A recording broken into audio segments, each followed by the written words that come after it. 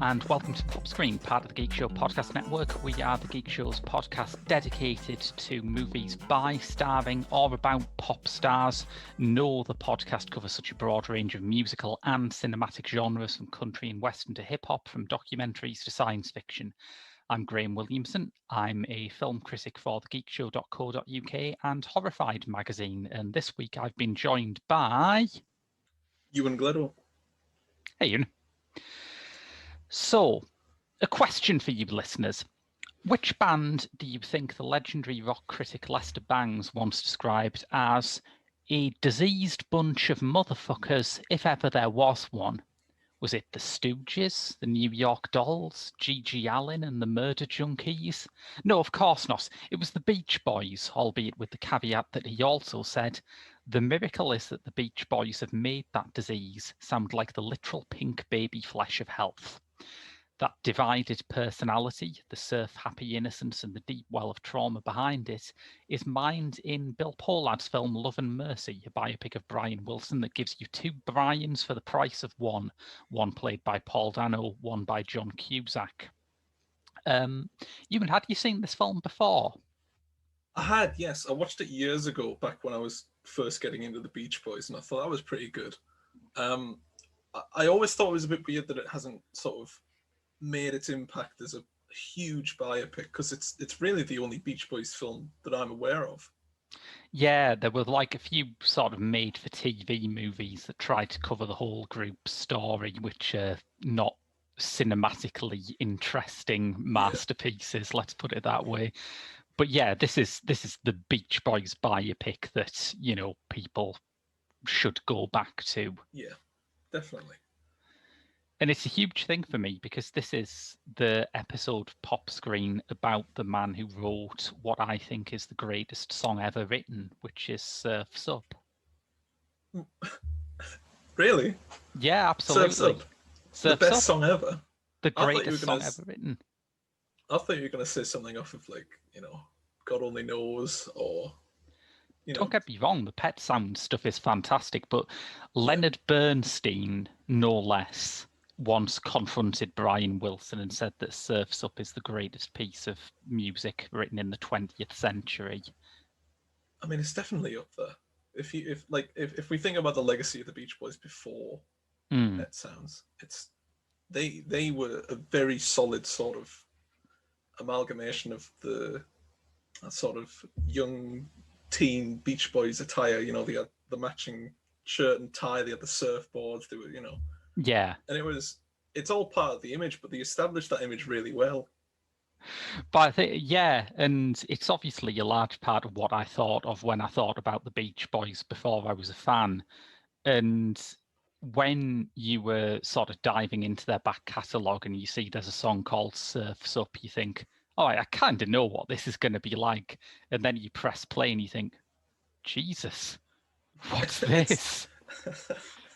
It's kind of harrowing.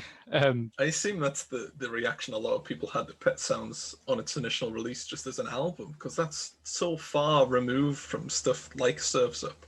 Yeah, yeah. You're not mixing Surf's Up with Surfing USA, right? No, I know which one you mean. Surfing USA, I'm not overly keen on. No, I was just thinking chronologically, because Surf's Up was recorded for Smile and released on the album Surf's Up, so it came afterwards. But yeah, Pet Sounds is... I think I once heard someone say if the baby boomers got one thing right, it's that Pet Sounds is actually a fantastic album. Oh yeah, I went back and listened to it for this, and I think it's what I've learned to understand about albums is that they need to work not just as songs by themselves, because a lot of my favorite artists, they do a good few singles, but as an album, they have no real vision for its core, where it won't work as a string. I mean, like Elvis Costello, for instance, huge fan of his music. I don't think he's got a particularly amazing album where it goes along with all the songs with such a clear narrative. Yeah, maybe not. I think Armed Forces is close. I can always sit down and listen to Armed Forces from beginning to end. I think Blood and Chocolate, he tried it, but I digress on that. Yeah. There will be a point where we can get into Elvis Costello at some point, I'm sure. With Pet Sounds though, it's sort of from start to finish, it's such a shift in not just tone and style, but vision as well. Because if you've got someone cooped up in a studio presenting what they think is their absolute magnum opus, then you're going to get something very different from the sort of image that they crafted for themselves before that. Yeah, and it's also interesting because the Beach Boys were one of those bands who were on a sort of conveyor belt. I mean, I was talking about this with Ben in our podcast on Get On Up, that James Brown has great singles, but there isn't, maybe Sex Machine, there isn't really a great James Brown album because he was part of that generation where the point was just to get an album out quickly. Yeah. And in a strange way, it was the fact that they were on this relentless treadmill that makes Pet Sounds so great, because Murray Wilson, the head of their publishing company and the Wilson brothers' father, had this really awful idea that you can get more money out of this if, when the rest of the band are on tour, Brian's in the studio writing and recording the next album, and then by the time the tour ends, woohoo, we can start touring again. What he maybe didn't predict is that Brian would spend that time making one of the most ambitious albums ever made. I think, yeah, in theory, it's a very good idea. We'll go and tour this old stuff. You work on some new stuff that sounds a bit like this. And then obviously there were maybe crossed wires. God only knows what happened. There's one. Hey. But something got caught, something got lost. And Brian Wilson, as it turns out, sort of cemented himself as one of those all-time greats. I think there are very few parts of the Beach Boys stories that are genuinely hilarious, but I would love to be, you know, in there with Carl and Dennis and Mike as they came back from that tour and they found Brian Wilson in the studio going, oh, hey guys, just putting the finishing touches on some of the goat sound effects for this. No. Don't startle the goats. We've just gotten them synced up with the tambourines. Don't touch those, leave them be. I think that's one of my favorite parts about Love and Mercy, is that it captures the sort of frantic energy that Brian Wilson brought to a recording studio. Yeah. Not in a sort of, this man is insane, what's he doing? He wants a horse in here. It's sort of he's just trying to innovate where he can because he wants to make something so truly removed from anything that's been sort of released at that point. Because it's early on in the film where he says, have you heard the new Beatles album? We need to be competing with this. So that was his response to, I think it was either Rubber Soul or Revolver. It was Rubber Soul, yeah. He said Rubber Soul was the first album where he sat down and listened to it and basically thought, oh, you can do an album that doesn't have any filler tracks. Who knew? And that was the thing. That was sort of, because I've been, you know, that big 1001 albums book? Yeah. I've been working through that, and the sort of, as soon as you hit the mid-60s, where Pet Sounds is, where Revolver is, where Rubber Soul is, you can sort of hear that shift where it's, all right, there's a couple of good singles there. We'll put them in our back pocket and we'll move on to, this is an album where it's, you could sit down, you listen to this start to finish. You can't just dive in. Yeah, I think so. And I think in that early stage, even back then, I think the Beatles were slightly ahead, because when you listen to their let's just get an album out albums, at least you can say that all the songs are really fun and energetic. But as soon as the ambition starts going up, I mean, I love the Beatles, but I do think Pet Sounds is genuinely better than any Beatles album. It's a big thing, I know, but I do believe it. I mean, I've always had a soft spot for Magical Mystery Tour. I don't think I've ever sort of, Rubber Soul and Revolver I'm not fond on. So if we're talking as in like who was the better band of this generation at this time, I think it'd definitely be the Beach Boys with Pet Sounds. Had Smile been released at this time as well, I think it would have been just such a different turn of events. Game over. Yeah, absolutely. Yeah. Because, I mean, Smiley Smile released, but it was sort of when Brian Wilson actually went off and finished Smile. I listened to that recently. It's fantastic. I'd say it's on par or slightly better than Pet Sounds. I think it's incredible. Listeners, if you haven't heard any incarnation of the Smile project, it's you can get a sense of it just by how overwhelmingly ambitious the concept of it is. Smile is an album divided into 3 suites, and the first is like a pocket history of America. and the second is like about childhood, and the final one is about the four elements, and it ends in good vibrations. And you think that's quite a lot for a 40-minute record to take on board, if we're honest. It's, that's 20 minutes per segment. No, it's not. My maths is not good. Time stops meaning anything when you're listening to Smile. That's sort of a good way of thinking about it, because I listened to that record a couple of days ago, and there wasn't a piece where it sort of dips. There's no dip in quality. It's such a consistently enjoyable record. It was just really nice to listen to, like Surf's Up, Good Vibrations, but then stuff like Heroes and Villains. Yeah. Fantastic. And Heroes and Villains is, although Surf's Up is my favourite, Heroes and Villains is the song that kind of brought me round on the Beach Boys, because up until then I had just heard stuff like Surfing USA and I Get Around, which are, fun songs, but I couldn't understand why people talked about them as all-time greats. And I heard Heroes and Villains on the radio one day, and my literal reaction to it was, this sounds like the Beach Boys, but it can't be the Beach Boys. When did the Beach Boys ever do something like this? Because that's the thing. I think if we look at it as just sort of a generation thing, where it's, all right, the Beatles, masters of their work, they did such an incredible string of albums. I think the early image of the Beach Boys, where they were these surfing dudes who were drinking beers on the beach in the sun, that definitely had some sort of impact on their later works when they tried to break away from it. Because it's, especially in the film, that contrast between Brian and his cousin, where it's sort of it's parting with the old to make way for the new. And if you look at their records after Pet Sounds, where I think it's Wild Honey and Smiley Smile in the same year. It's just they're not bad albums, but it's such a step down.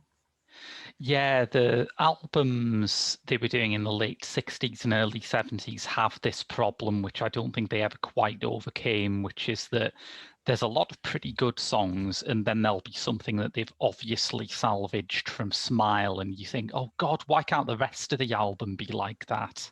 Yeah. It is what it is. I think it's nice that he got the Smile recording out there, though, after all those years. Yeah, and I do genuinely like some of those, like late 60s, early 70s Beach Boys albums. I think, Friends and 2020 and Sunflower are really good records, even if they are much more uneven than something like Pet Sounds promised. It's every artist has sort of that peak when they hit it, and then they just sort of peter out. I don't think the Beach Boys knew they hit their peak, because at the time, the reception to the album was phenomenal, but it was, I think it just didn't sell well. It was a critical hit, but not a commercial one. Yeah, which at the time, I mean, that's an album that over time is going to get a sort of cultural appreciation, stuff like John Carpenter films, or, it's in that vein of, it's not selling well, but it's doing critically fantastic. It's the old Velvet Underground thing, isn't it? Like Brian Eno said about the Velvet Underground, only 100 people bought their first album when it came out, but all of them started a band. Exactly, yeah. It's the influence outweighs the commercial profit of that album, Pet Sounds, so much. It's funny too, because when I first watched this, I watched it with a friend who likes the Beach Boys, but is not, absorbed in the Beach Boys myth, doesn't have much knowledge of who they were as people.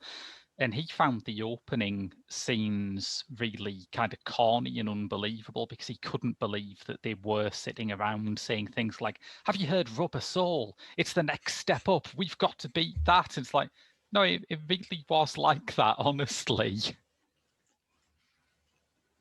I think that's one of the nicest parts of Love and Mercy, is that it captures two different time frames. You've got the initial conception of Pet Sounds in the mid 60s, and then you've got John Cusack with I think it's the mid 80s, isn't it? So you've got 20 years difference, but they've captured two different time periods so well, because you've got the 60s, it's all, flash pads, swimming pools, weed and the Beatles, and then you've got the 80s, it's like Chevrolet, mansions on the beach, and stuff like that, yachts.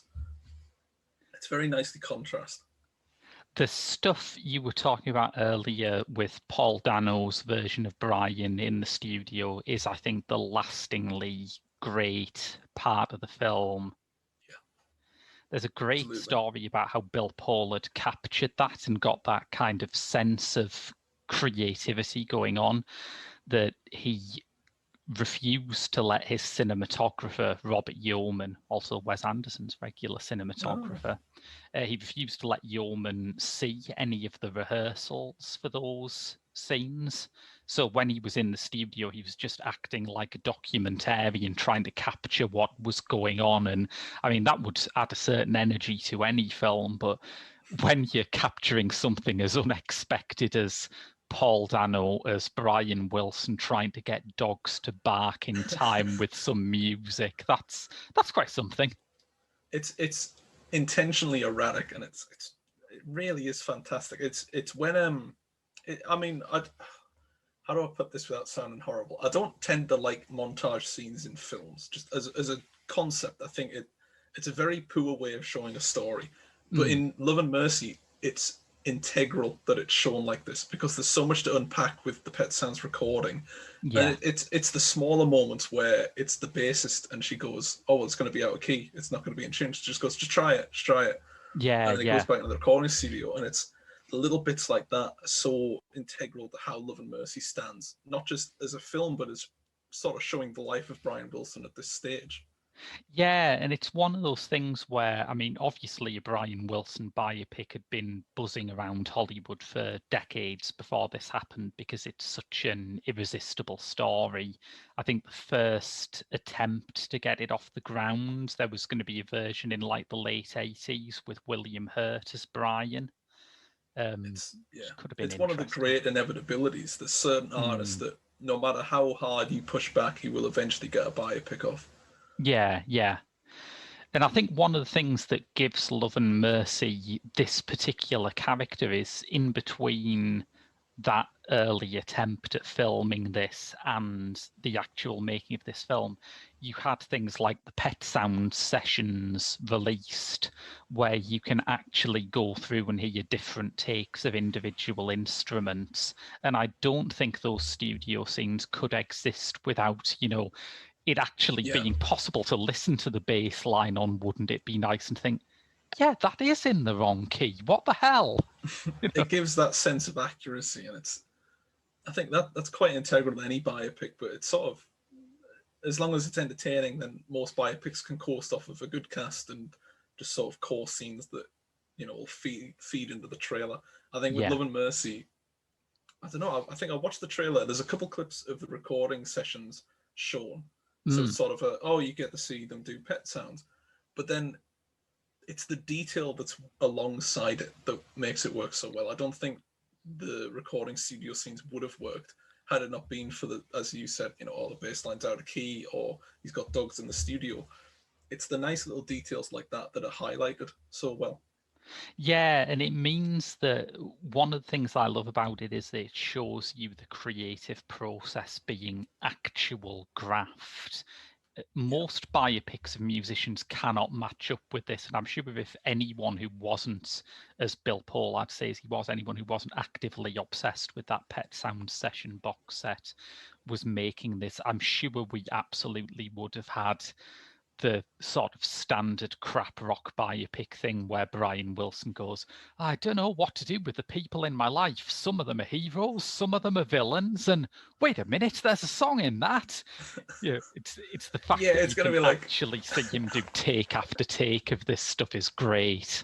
If this was made by the producers of Bohemian Rhapsody, Bill Camp, who plays Brian Wilson's dad, would stand in the studio and go, son, I still believe in you. And then Brian Wilson goes, you still believe in me? That's a good song. And it'll just be that after that for all 13 songs on Pet Sounds, essentially. just over and over. I'd like to see him do Cabin Essence in this way. Yeah. It's just like the essence of a cabin. What the fuck are you talking about, Van Dyke? What's the essence of a cabin?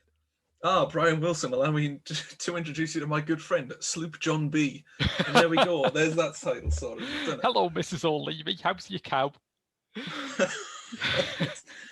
I think it's the innovation of the music biopic over time had gotten progressively worse. If we look at Bohemian Rhapsody as the sort of low point, that's the rock bottom, because we had Rocket Man after that, and that sort of shot us back to where we should be. But to think that Love and Mercy, I think it was 4 or 5 years before Bohemian Rhapsody. Yeah, yeah. And the contrast between the two is you've got one is made by producers and Brian May saying, I was such a hero.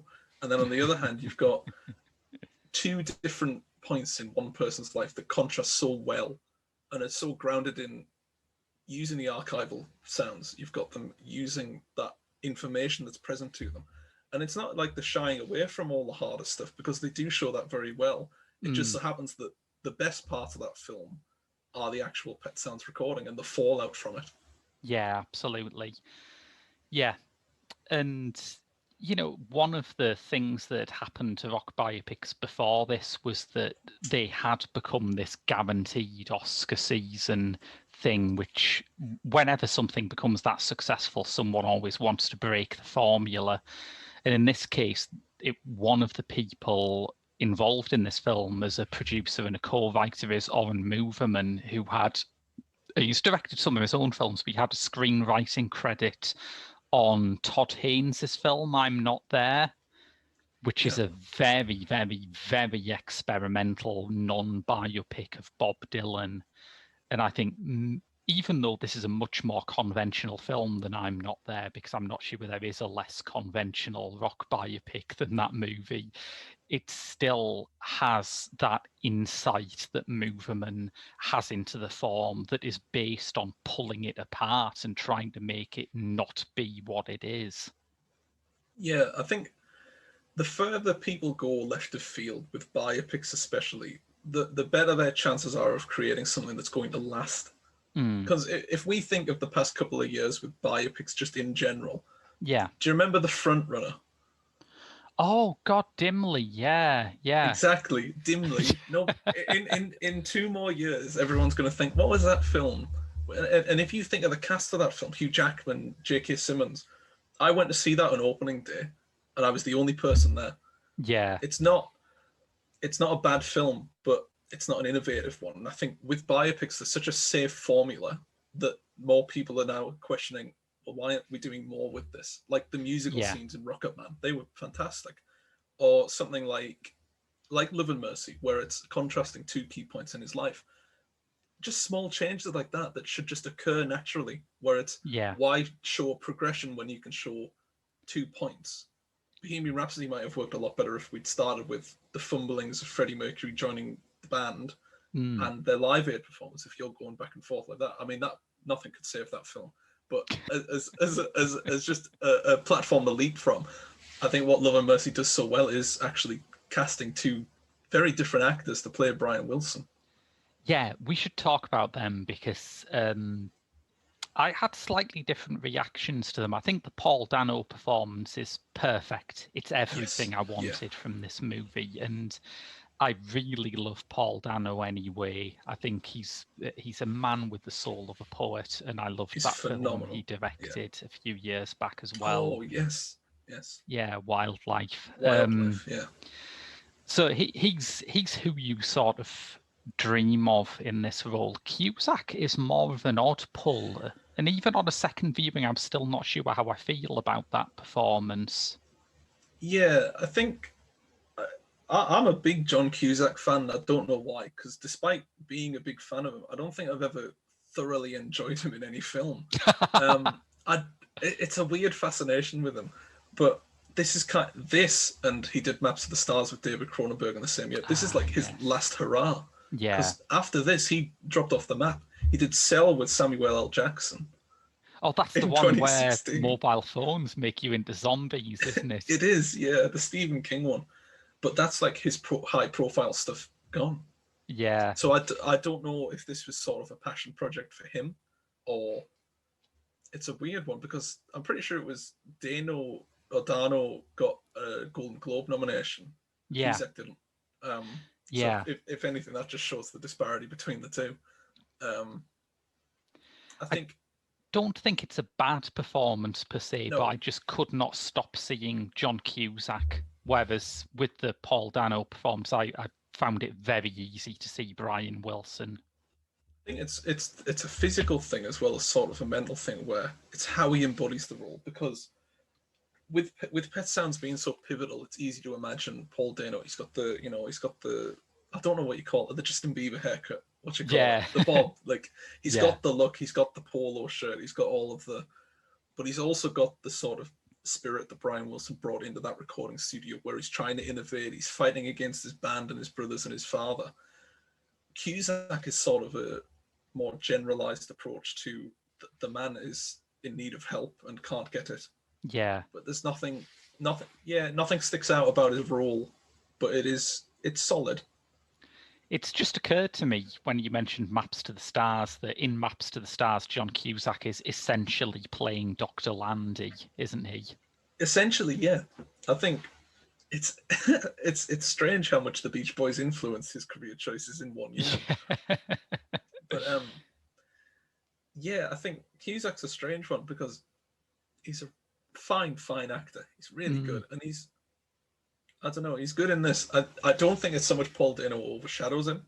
I think he's just not given enough to work with. Yeah, I think maybe part of the problem is that Dano has that kind of immediate way to tap into his Brian Wilsonness, which is that in most of his scenes he is singing, writing, or performing Beach Boys music. So it's pretty easy to buy him because of that. Whereas Cusack has the more kind of thankless task of playing Wilson when he was isolated from his music, when he couldn't write, he couldn't go on tour. And it's maybe inevitable. It's harder to see the connection because of that.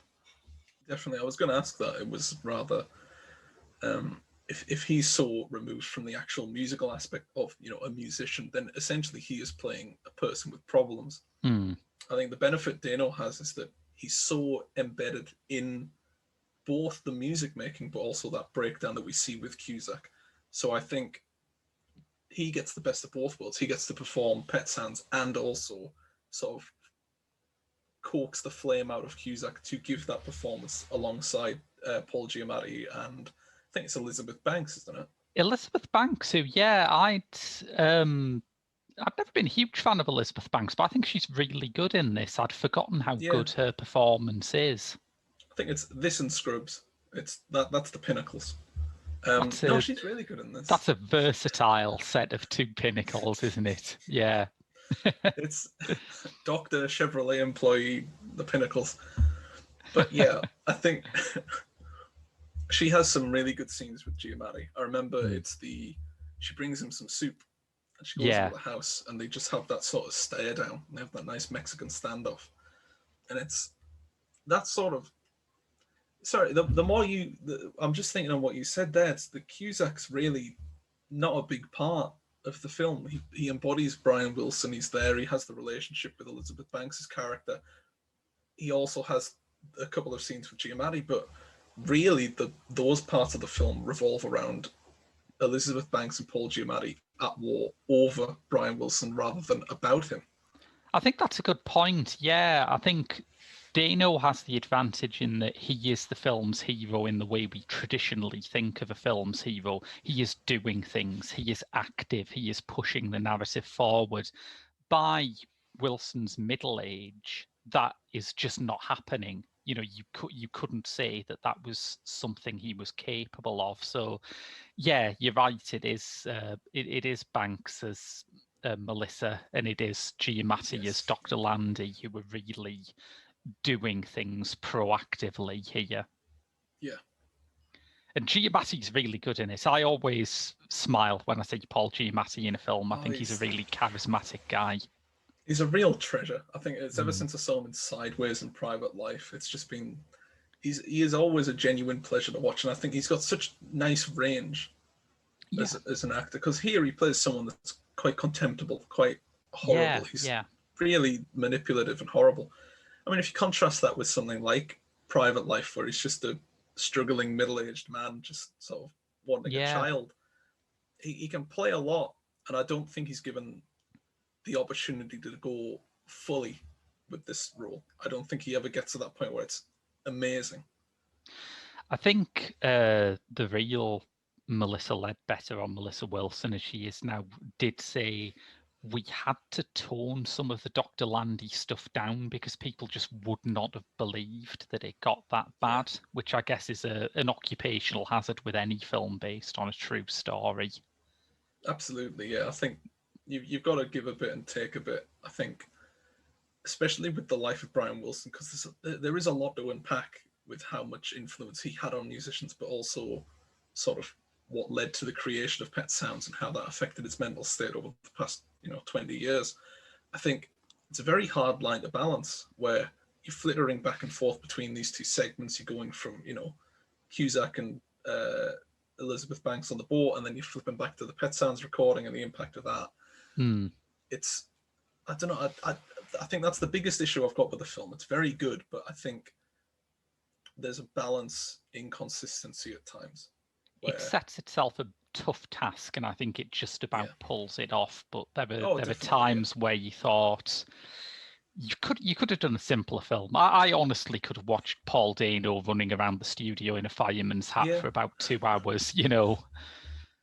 It's definitely. I think Dano definitely gets the best scenes out of everyone. It's the it's when he first comes up with Good Vibrations on the piano, and he's just sat there on the piano in the house, and he looks so panicked but so happy with himself to have created the chords to such a great song.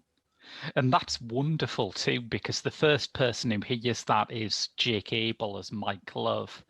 And I'd always been kind of puzzled by the fact that Mike Love is credited as a songwriter on Good Vibrations, because it's kind of canonical rock myth that Mike Love was always the guy who hated the Beach Boys getting experimental and thought any of Wilson's avant-garde ideas were crap. But when Paul Dano is sat there just playing the chorus of Good Vibrations on the piano, and it sounds like this kind of 12-bar blues boogie, you think, I can kind of see why Mike Love would be into this. And then when they're in the studio and you've got the cellos and the theremin house, it's like, maybe you lost control over this at some point. At some point, the narrative swung in the favor of Brian Wilson in that one. But yeah, I think that they do capture that quite well, that sort of relationship between the two, because there's a lot to unpack. I think even now there's sort of a bit of hostility between the two. Yeah. I mean, there are so many stories about Mike Love. He actually sued for songwriting credits on a lot of the Beach Boys' old songs, including some of the Pet Sounds stuff, which he wasn't there for. But he managed to successfully argue somehow that Brian might have phoned him up and said, Mike, I've got this song. It's called Don't Talk, Put Your Head on My Shoulder. Can you just hum a melody or something for that down the phone to me? Well, Mike Love's a very inspiring musician. He'd just ring Brian Wilson up, give him, let's go away for a while, and then hang up the phone after touring. Yeah, very nice of him. Just casually whistling "Let's Go Away" for a while. How would that work? He rang Brian Wilson up in the studio. Was like, why didn't you put some dogs in there and see how that works? And there we go. I think it's nice because they do show that sort of, this is very much a Brian Wilson record that he got the Beach Boys to do. And that's realized quite nicely in the film, where they're sort of saying, this isn't a Beach Boys record, this is a Brian Wilson with the Beach Boys record. And I've always found it interesting, that sort of conversation around, at what point does a band become its singer and a backing group? Yeah. And I think Pet Sounds may be the best example of that, where pretty much. Yeah, completely. Because like we said earlier, because of the circumstances of its recording, I don't think there is an instrumental part from any of the other Beach Boys apart from Brian on it. They sing on it, of course, but all of the actual instruments were played by session musicians. Yeah. It was quite a big band project, really, in a way. There's a lot of people credited on the album. Completely, yeah. And another scene that I love in the film is where you see Hal Blaine, who at the time was, the guy you went to if you wanted a session drummer, just quietly sitting Brian down outside the studio and saying, you're the best musician I've ever worked with, and I've worked with Phil Spector. And I love that Dano absolutely makes you understand how much that means to him. Yeah. He's very... it's, I think he gets that emotional 3-act structure down very nicely. He's got the optimism of actually creating something that he wants to do. He's got the sort of the hype of actually getting it released, and he's very excited. And then he has the realization that it's not what it could be, but the commercial success of it. And then after that is it's the scenes where he's brought the violinists in, and he's just plucking the chords for 3 hours, saying it doesn't sound quite right, and it's either perfectionism or just insanity. Yeah, I think that was a big part of Brian's mental health problems, that he could not let go of things, that he found it kind of hurtful sometimes to put things out in the world. There's a wonderful story about him in the early 70s when he was in the absolute depths of it, and some friends who didn't quite understand how bad he'd got said, "Oh, we'll take you to this party, Brian. You know, there's some of the younger rock stars will be there." And he went in and he got talking to a couple of them, and he said, "Hey, we should go back to my studio, see if we can record some music." And he got them to sing the old American, it's kind of like a Tin Pan Alley song, I guess, "Shortening Bread." He said, "All right, you sing this part and I'll sing this part, and it'll be like a barbershop thing and we'll do it."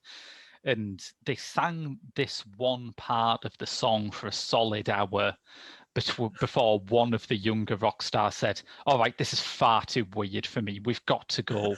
And those two rock stars, who were completely freaked out by the nice man in the striped shirt who sang surfer music, were Alice Cooper and Iggy Pop.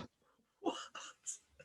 I mean, if you think of the trajectory Alice Cooper and Iggy Pop had, they are in no position to complain about singing barbershop quartets with Brian Wilson. What an honor. I mean, don't get me wrong, if you'd picked on me for it, I could have gone for 2 hours, but I think everyone who met him at that point said he would just fixate on things until it really kind of freaked you out. Yeah. And I think they realise that quite well in Love and Mercy. It's when he walks into the recording studio and he just says something's not right. Yeah. And he sends everyone home. And it's like, that was at the point of definite sort of perfectionism encroaching into your mental health, and it's moving past what it really should be. It's just a professional thing. Yeah, they toned down some of the more like delusional aspects of what he was doing around that time, I guess, because, you know, it kind of, for a while, it became a kind of joke about rock stars going crazy in their mansions, and they didn't want it to go into that territory. But people would share stories that, for instance, after they recorded Mrs. O'Leary's Cow, which is shown in the film, he would find every newspaper report of a fire in Los Angeles and think it was caused by like the bad vibes that recording had put out into the world. It's sort of that, again, it's that blend of sort of superstition, but that's insane. Like, that's, you know, that's there are parts in Love and Mercy where it's sort of very well realized, where it's sort of, he puts the headphones on, he starts hearing the voice and he pulls them off. Yes. I really like that scene. I think that's a great scene. Now, in my mind, I'm kind of thinking, well, is it good that they only do that once and cement it there? Or does that need to be a recurrent thing to make the Cusack part work? I think there's some parts in it that are really effective like that, like the one where he's at the dinner party and the noise of the cutlery and the glasses clinking just becomes louder and louder until it freaks him out. And I think maybe that is a way of showing that level of illness that is like more sensitive than having the potentially funny scene of him weirding out Iggy Pop by singing "Shortening Bread," you know. Because there is the room to show that, because it is quite a short film for a biopic. A biopic that covers this amount of time, certainly. Yeah, it could have easily gone for 2.5 hours, but it's it's about 1 hour 55, something like that. Yeah, it's, you know, if you factor in all the credits and the opening titles, it's sort of a nice solid 1:50 chunk. It's very nice. It's very manageable. It's not taking up too much time. It's not overstaying its welcome. And I think, considering how much they've got to get through, they managed that really well. I think those opening credits are great, and it's like the greatest compression of time in an opening credit sequence since the start of. You remember Zack Snyder's Watchmen opening credits, which are the best bit of the whole film? You know what? That's the only Zack Snyder film I've not seen. I binged them all before Justice League, and that was it. That was me done. What an interesting life decision. The best film he's got is the one about the owls. I'll stand by that. Owls of Ga'Hoole was fantastic. And by fantastic, I mean it's fine and manageable. Yes. Honestly, it's. But yes, I understand what you mean there.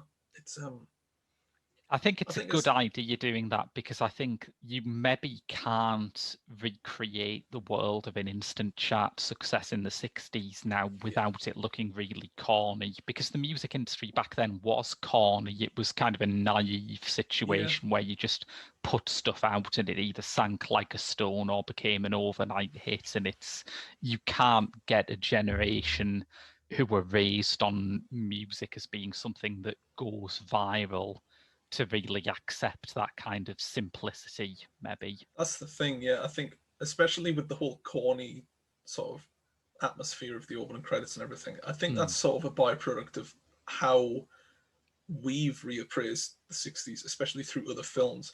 I think the biggest example of that's Austin Powers when he's going back to the 60s. It's all like, summer loving, and he's got the what would you call them? Those shirts that are really flowery. Oh, the frilly shirts. I never know what they're called. I call them John Pertwee shirts because I'm a Doctor Who fan, so that's my main association. Yes, but John Pertwee shirts. You've got lots of suede blazers, and that's now the more accepted sort of process for looking at the 60s. Is we look through the 60s through other concepts and mediums. Yeah. It just so happens that a lot of the mediums that we're working through are parodying what was a very innovative time for music.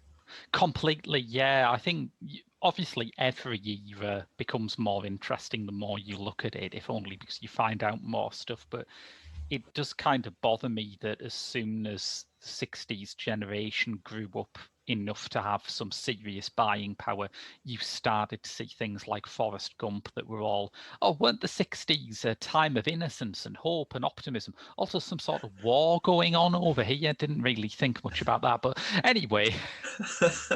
It's the nice contrast of, yes, I've got shares in Apple. I met John Lennon. I also carried my best friend to a helicopter in the middle of the Vietnam War. It's like, you fail to mention that bit, Mr. Gump. Yeah, I think that's the biggest downside to the 60s of being such an influential time for music, is people just look back and say, what a great decade. I'd love to be in the 60s. I'd love to be listening to the Beach Boys and get my draft letter. It's sort of, nobody gives it that, there's no connection between the two. There's part of me that thinks we are living in the 60s now. We have this insane generation gap. We have like multiple crises going on. Yeah. It's certainly been an influence on new forms of culture and media that people 15 years ago couldn't have imagined. It's Absolutely. just, it doesn't half seem like a lot less fun once you're living through it. I think that's the thing. It's sort of that rose-tinted glasses experience, but we weren't there for the 60s, so we think it might be engaging or endearing to go and actually live in that period. But then you look at sort of the overall history of it. Pet Sounds was sort of, April, May, that was it. It was just a little few months compared to 10 years of extremely difficult times for a lot of people. But don't worry about that, because Pet Sounds came out here. We'll just hang on to that.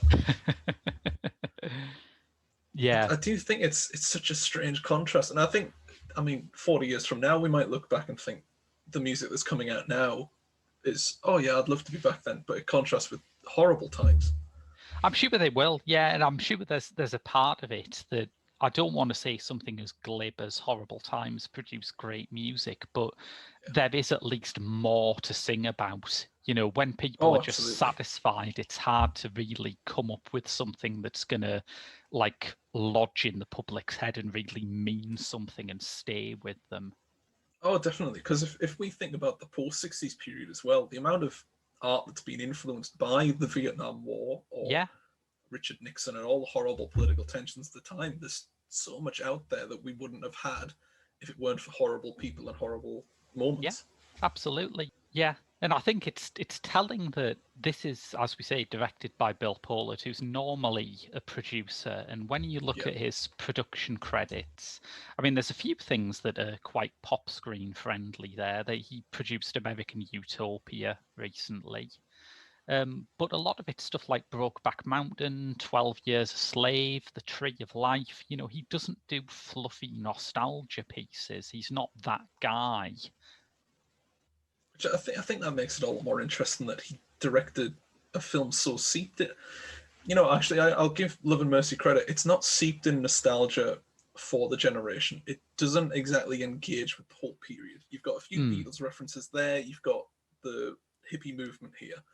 It never feels like a film that's saying, "What a lovely time to be alive. Look at all this music and culture." It's a very sort of streamlined approach. It's here is how Pet Sounds was made. Here is yeah. what happened to the man that wrote it. And I think that's its strength and downfall, really. If it is seeped in love and nostalgia for anything, it is seeped in love and nostalgia for the world that the Beach Boys created. I think it's Yes. very aware that that kind of California beach party world was not actually a social history of America in the 1960s. There were other things happening, but as an experience on its own, it matters and it holds up. Yeah, it's not like they're saying, "Oh, up until the age of 35, you can be on the beach surfing, and then you become a Republican." It's not that. It's sort of like a Yes. it. I think it does demonstrate the sort of there are parts where it's if it just focuses in a tiny bit more, then they've got a really pertinent point about the culture at the time. If Mm. they want to go for the drug culture, if they want to go for how Pet Sounds was accepted socially and critically and commercially, they have all these components. But I think what does weigh it down is that this is essentially a Brian Wilson biopic rather than a Beach Boys biopic. Yeah, but I think even with that very, very narrow lens, you can see a lot of why the Beach Boys mattered so much at this point of Oh yeah, history. It's like the definitely. concept of a teenager was something that historically hadn't really existed before the 50s. As lifespans started extending, people developed this odd kind of in between phase between going out and getting a job and being a child. And I think part of why the Beach Boys are really lastingly wonderful is that even when he was like in his early 20s, Brian Wilson had a great sense of nostalgia and he was able to anatomize that teenage experience that hadn't existed previously. Obviously, every rock band at the time was making music for teenagers, but that was it. They were just making, songs about a sweet little girl of 16 because their target audience was 16. Only Brian Wilson could have written something like Caroline No. Yeah, I think that's yeah. If you look at stuff like the Who, the Beatles, Mm, they were very popular, very rightly so, but I don't think they were ever fully in tune with an audience. I mean, one of my favorite Beatles songs is "Magical Mystery Tour." mm, Sorry, no, "Strawberry Fields Forever." yeah. But even then, that nails the culture it wants to assimilate itself into. I don't think it has a full understanding, or to an extent, the understanding that Brian Wilson would have for this sort of period of culture. Yeah, and I think it's interesting that you mentioned the Who because part of what is fascinating about the Who is that for someone who was an icon of that era, Pete Townsend always seemed weirdly outside of it. Like Yeah, there's very little in the Who's songs where you can say, "Oh, that's a very '60s sentiment," or "That's something that only happened in the '60s." He yeah. didn't seem to have that same worldview. No, he didn't. No, I think it's very easy to sort of mimic the worldview in Mm, music then, if that's the case, yeah, because he made some of the most popular. I mean, he made My Generation as if to assimilate himself into that generation, but he wasn't yeah, really part of it. Not to the extent that Brian Wilson was for teenagers at the time, because I think that's the benefit of the image they had before Pet Sounds, though, with the surf and the shirts, that they yeah. were trying so hard to cut into that image. In hindsight, it looks like they're really forcing it. They're really trying to be this sort of, oh, let's go and have fun on the beach in the sun. As it turns out, Pet Sounds is probably the best example they've given of what teenage life at the time was like. Yeah, and even then it's got stuff like I just wasn't made for these times on, which shows you that even someone who was absolutely encapsulating the mood and the sound and the meaning of his Eva still occasionally looked at it and thought, why do I have to be in this generation? Why do I have to be part of this Eva? Exactly. Yeah, he's here today. Hey, I'll tell you what, I love that there is a whole scene in this movie about the weird studio chatter in the middle eight of Here Today. That's when you know you're watching a film made by a Beach Boys fan. That's the thing. I think if more fans made biopics of artists, then we'd have much better reception to them, because it's those little details again where they're picking up on those little things. Yeah. And they're talking about it. It's not common knowledge, really. If you're an average person that's paid for a ticket to see Love and Mercy, you're probably thinking, Brian Wilson was the fella that did God Only Knows. And then you've gone in and it's a film that can teach. Yeah, absolutely. It's little facts that are nicely strung together. Yeah, I agree. I think that's probably a good place to leave off, really. Yeah. So if you're interested in more Pop Screen, remember that if you subscribe to our Patreon, you can get a free bonus episode every month, as well as episodes of our other movie podcast, Director's Lottery, and my Doctor Who reviews, which are better than you'd think. I'd like to say better than you'd think. Also, remember to subscribe to our Instagram, Facebook, and Twitter for any future news. But until next week with more Pop Screen, that's been your lot. I've been Graham. I've been Ewan. And we'll see you later.